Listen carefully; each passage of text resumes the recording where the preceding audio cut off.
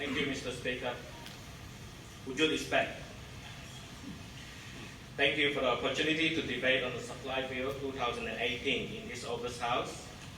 First, I would like to remind the member for Bawanasan, member for Mambong, and the rest of the 68 elected representatives that on the 12th of May 2017, a ministerial motion tabled by the member of Bawanasan to remove the elected representative for Pujut from this August House. The motions was passed with all the members of my opposite bench single-heartedly supported the removal of a legitimate elected representative.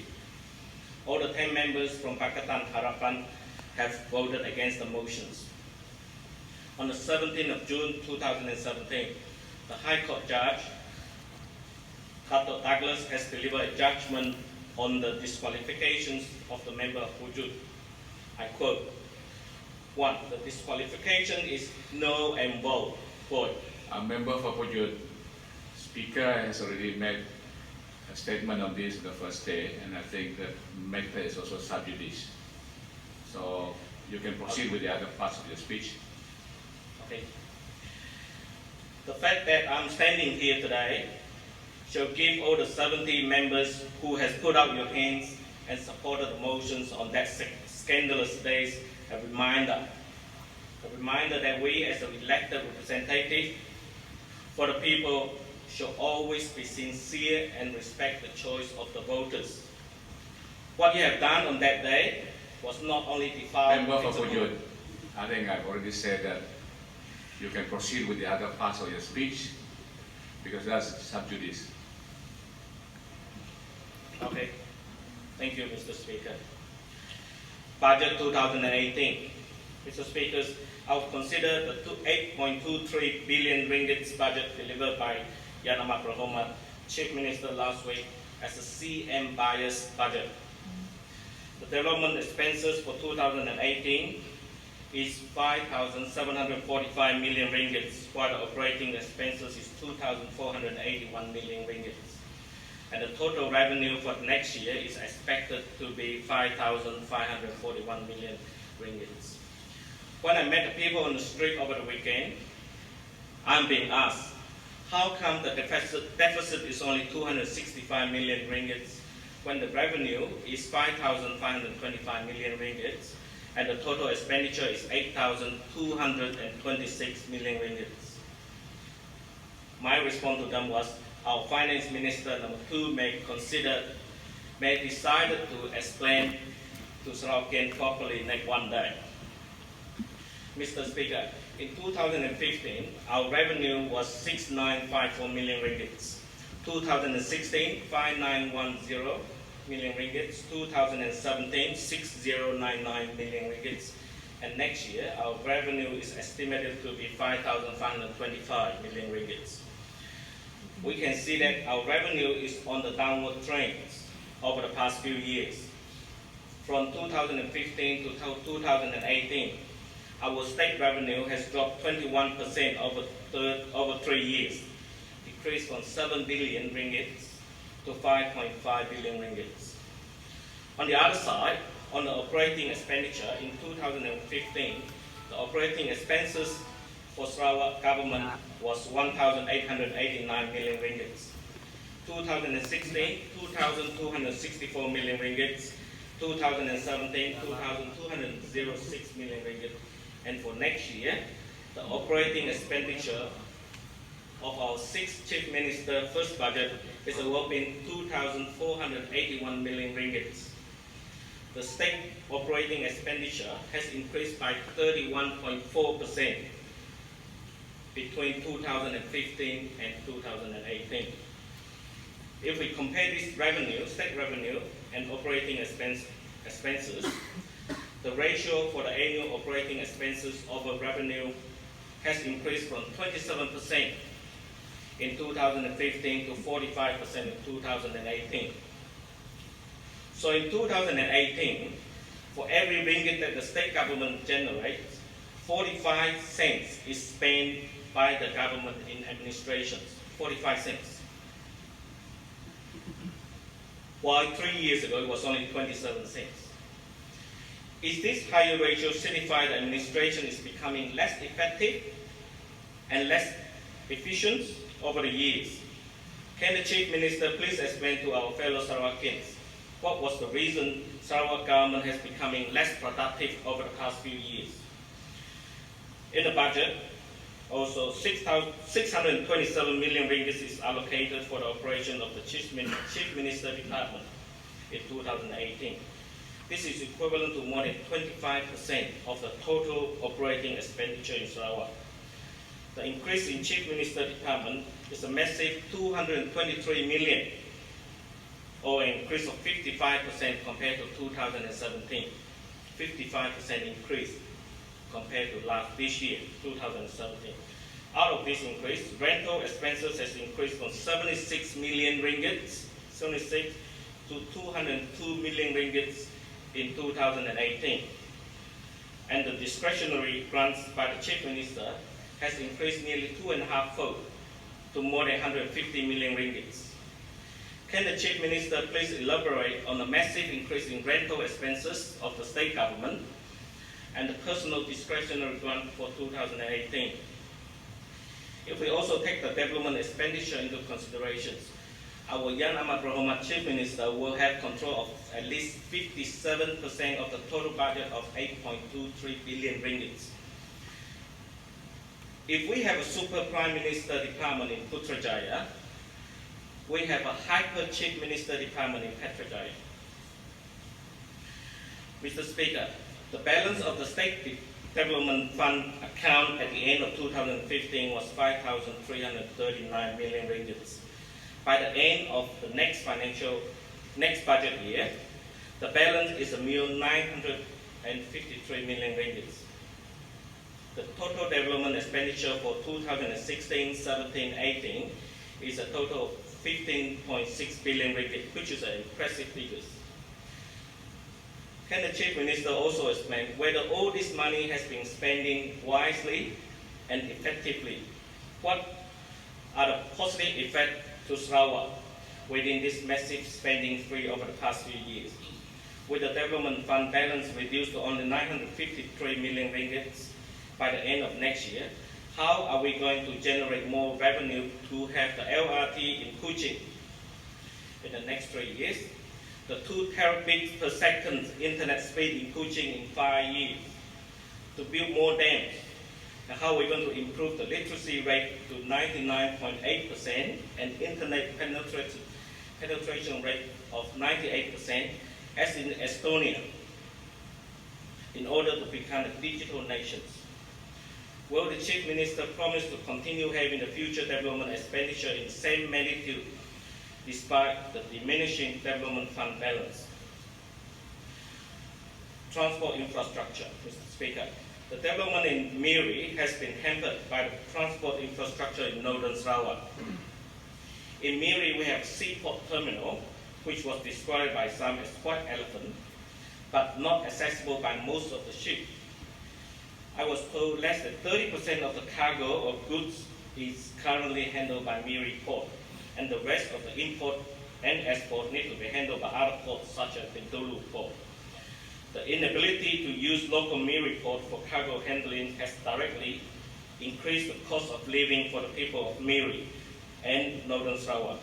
I hope the Minister for Transportation will once again consider the feasibility of dredging the port channel and other alternative options, or maybe even consider privatizing or partnership with private sector to upgrade Miri port from an elephant to a real port. Another bottleneck for Miri growth is Miri Airport. The Miri Airport has been operating at 110 to 120% of its recommended capacity in the past 5 years. The airport is now limited to have any further increases in aircraft in and out of Miri Airport. This limitation will directly affect the growth of tourism in the region.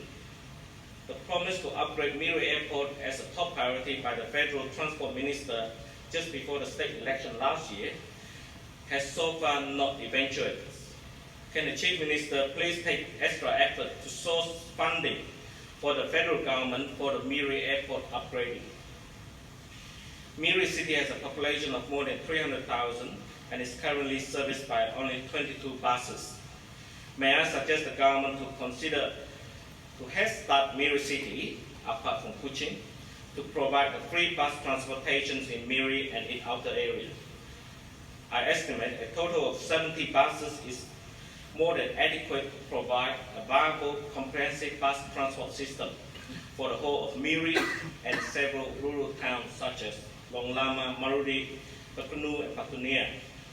The total cost for these 70 buses and free ride is estimated to be between 15 to 18 million ringgits a year. This new initiative will greatly reduce the cost of living in Miri and enhance the economic growth for the whole region. Flash flooding in Miri. The Pujut corner roundabout is one of the busiest traffic junctions in Miri, with 10 roads feeding in and out of the roundabout. The severe flash flooding at Pujut corner roundabout, which paralyzed the traffic flow this morning, was just one of the many for this year. And each time it caused traffic chaos in the area. Miri City Council, JKR and DID must have been aware of this recurrent problem, but for some unknown reason, no solution has been forthcoming. It seems like there is no concerted effort to solve the problem, as each department has their own version of the problem for the cause of the flooding in Pujut Corner. Can the Minister please intervene and find the solution as soon as possible in order to ease the burden of the people of Miri? Apart from Pujut Corner, the other major flooding location is at the industrial area near Jalan Sibu at Taman Tunku. It is obvious that one of the causes of the flood is actually water rising from Sungai Dalam. Can the Minister explain to the resident and the business owner in Taman Tunku why were the estate allowed to be built in such a low-lying area where it floods every time it has a heavy rain?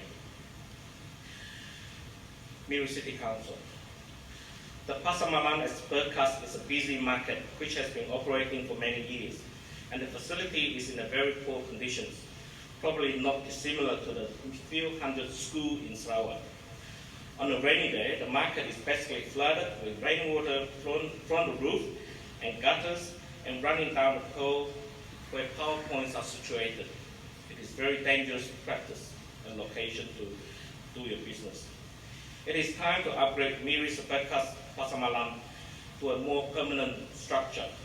And the current temporary structure can be replaced with an industrial warehouse type of structure where owners and business can do the businesses safely and comfortably. Mr. Speaker, I would like to bring to your attention that each storeholder of Seberkas Pasar Malam not only need to pay the monthly rental of 30 ringgits to the Miri City Council, they are also required to pay 15 additional ringgits each month for the cost of the electricity charges. These 15 ringgits are not paid to the Miri City Council, but to an unofficial community group. You have 1 minute to conclude, Pujut. Is the Minister aware of this unusual practice of the Miri City Council? Did the Minister authorize the group to collect additional charges, or is it right and proper that an unofficial community group collecting the money from the public? Miri Hospital. Miri Hospital is now more than 22 years old. The hospital is still traditional in style, and most hospital wards are not air-conditioned. Despite the huge population growth in Miri, the hospital has no major upgrades since its inception. Mr. Speaker, a person living in Miri who suffered a heart attack is more likely to die than another similar person, if he lives in Kuching. Why? Because Miri does not have a cardiac unit or even a coronary care unit. Every month there are people who pass away prematurely in Miri because there is no cardiac unit facility which can provide optimal acute cardiac care in Miri. All cardiac patients in Miri who need further investigation and treatment are required to travel to Kuching regularly to seek specialist treatment. It is only right that the Sarawak government should set up a heart center in Miri to reduce the cardiac mortality rate for the 1 million people who live in northern Sarawak. Amanah Saham Sarawak Berhad. In the annual report to the unit holder of Amanah Saham Sarawak Berhad dated 1st of July 2016, the value of each unit is equivalent to 12.5 cents, which is 28 cents less than the 28% less than the unit value a year ago. The total asset in hand on 30th of June 2016 was 61 million. The cash income for the year was 2.36 million ringgit, while the expenses was 8.33 million ringgit, which include the fund management fees of nearly 8 million ringgit. The management fees of 1% is not only charged by the fund manager for the net asset of 61 million, but the 429 million ringgit which was not actively under management. As each unit is guaranteed 1 ringgit by the state government, the total amount Sarawak government liable to pay on 30th of June 2016 was 429 million ringgit. If the fund continue as it is, the value of the unit will be reduced to zero within the next few years, and all the 490 million units, guaranteed units, are then payable by the state government at 1 ringgit per unit. Has the government allowed this potential but actual liability in the state finance? Can the Chief Minister enlighten this House what is the future of Amanah Saham Sarawak Berhad? Can you conclude? Your time is finished. Okay, one more issue. It is obvious that Amanah Saham Sarawak is not sustainable even in the short term. Thus, the Sarawak government has any plan for the fund to continue as it is or even close the fund altogether. Rabies outbreak in Sarawak. The rabies outbreak in Sarawak this year has caught many people by surprise. The outbreak has claimed a few lives, and we are now considered a rabies-affected nation. It was always considered the rabies infection only occur in the poor developing nations, and this rabies outbreak should make us to be more aware of what is happening to our rural community in Sarawak. I believe we can learn a lot from the rabies outbreak with respect to infections, disease control, and with respect to any emergency management. It seems like we do not have proper procedure to deal with the unexpected disaster or emergency. On this occasion, we saw the delayed action by the health department when the outbreak first occurred, and in the height of the outbreak, Member in for early Pujut, August. your time is up. I've given you one extra minute. Please. Thank you. The health minister told the public that the rabies outbreak was under control, and ironically, a new case was reported on the following day. It was also reported that the honourable member for Patukawa, who is the minister in charge of public health in Sarawak, did not attend an emergency joint meeting between Sarawak and Indonesia because he needed to attend another event. Okay, I think your time is up. Thank you. I'll just conclude. With this, I conclude and wish all members of these chambers a safe holiday season in the coming month. And hopefully, when we return in the next season, we will have an alternative federal government of Malaysia.